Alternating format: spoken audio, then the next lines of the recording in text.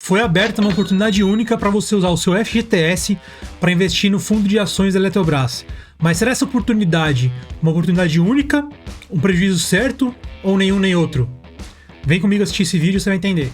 A gente viu que o governo, a televisão, até mesmo a Rede Globo começou a veicular muito a notícia da privatização da Eletrobras, né? E com essa privatização, teve muito a questão de você poder usar o seu FGTS para você investir nesse fundo de ações da Eletrobras. A propaganda dessa ideia de você usar o seu FGTS para comprar o fundo de ações da Eletrobras foi tão grande que parecia que eles estavam querendo que você comprasse essa ideia de usar o FGTS na privatização da Eletrobras. Parecia até aquele exemplo de marketing, né? Você pague 1, leve 3, esse tipo de coisa, pague 1, leve 2, mas na verdade você vai ver por esse vídeo que vai ser muito bem pelo contrário. Vai ser pague 3, leve 1, porque você vai pagar para a ideia do governo ser aceita, a ideia da imprensa, tudo bonitinho para você comprar essa ideia de privatização da Eletrobras usando o seu FGTS.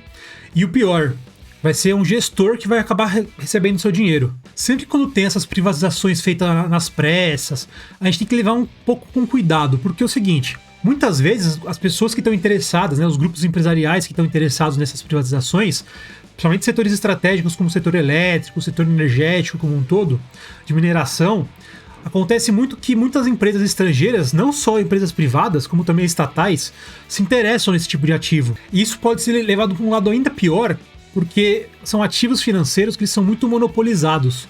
São monopólios, oligopólios, e isso pode gerar um custo de vida muito alto para a gente que vive aqui no Brasil. Imagina, por exemplo, uma empresa estrangeira, ela compra a Petrobras.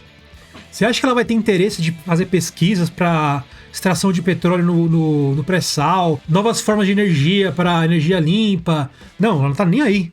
Imagina também a Eletrobras, uma empresa estrangeira, ou então até uma nação estrangeira através de uma estatal compra a nossa empresa. O que acontece vai ser horrível, porque é o seguinte, eles vão querer ter o interesse deles em primeiro lugar. O interesse de uma empresa privada, ou então de uma estrangeira, é simplesmente o lucro. Eles não estão nem aí para custo de vida do brasileiro, não estão nem aí se vai ter investimento para melhorar a qualidade de vida nossa. Geralmente eles estão só interessados no lucro, não estão nem aí para nós. E essa privatização que está tendo agora da Eletrobras, ela vai ter 45% do governo brasileiro ainda controlando ela.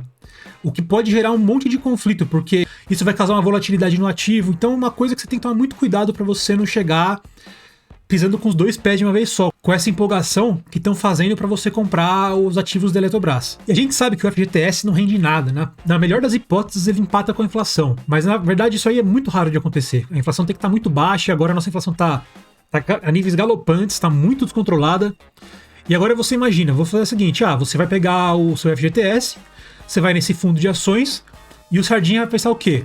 Pô, sair no lucro, né? Tô usando um dinheiro que tá parado, que não rende nada, e agora rende alguma coisa, sai no lucro. Mas é aquilo que eu sempre fico martelando nos nossos vídeos.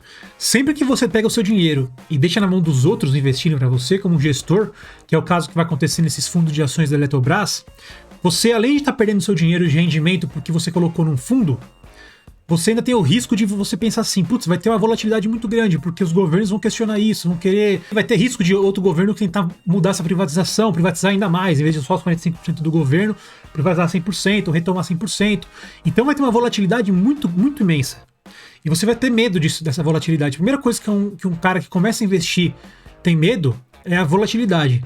E quando tem a volatilidade, ainda mais com essa oferta pública tão grande, as ações da Eletrobras vão ser provavelmente muito caras. Se você for analisar com calma, você vai ver que tem muita gente querendo comprar com o FGTS e isso vai inflar o preço da cotação da Eletrobras. Então todo mundo vai afoito comprar as ações da Eletrobras através desses fundos, vão ver o preço lá no alto, vão achar, nossa, eu fiz um bom negócio.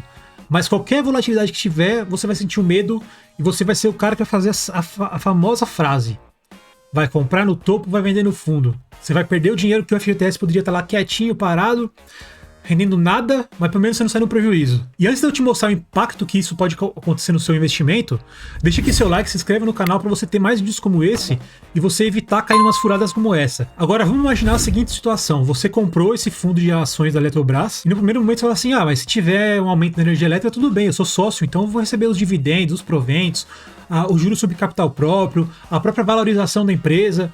Então isso é bom para mim, certo? Errado. Por quê? Porque você, antes de ser sócio da Eletrobras, você é um consumidor.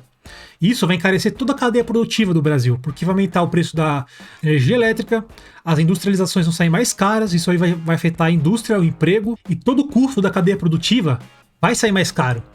Então, no fim, você vai receber um trocadinho e uns centavinhos de dividendos, de proventos da empresa e de valorização, mas ao mesmo tempo você vai perder muito em todo o resto. A mesma coisa acontece com a Petrobras. Tem muita gente que fala assim, não, eu não me importo com a gasolina tá subindo tanto, porque eu sou sócio da Petrobras.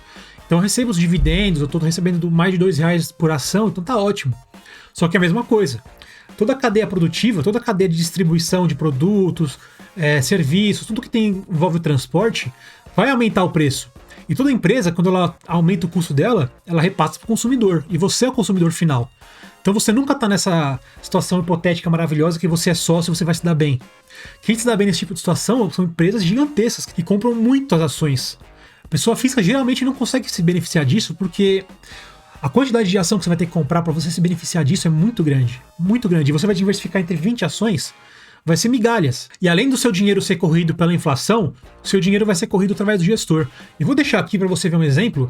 Isso na renda fixa. Na renda variável funciona de uma maneira muito similar. É só para você ter uma noção de como a taxa de performance, a taxa de administração corrói o seu patrimônio ao longo do tempo. E você percebe que quando aumenta o preço da cadeia produtiva, o custo da cadeia produtiva, da produção geral, dos transportes, tudo isso vai influenciar na inflação? Você percebe isso? E outra coisa que você tem que perceber, quando isso acontece, todos os governos, independente de partido, geralmente isso acontece, né? Tem governo que fala que não vai aumentar a taxa de juros, que acha isso um absurdo, mas geralmente aumentam. Então você imagina, tanto o governo Bolsonaro, Lula, Ciro ou Simone Tebet que vencer, não importa, eles vão aumentar a taxa de juros, muito provavelmente. E esse aumento da taxa de juros vai aumentar o custo para fazer o empréstimo.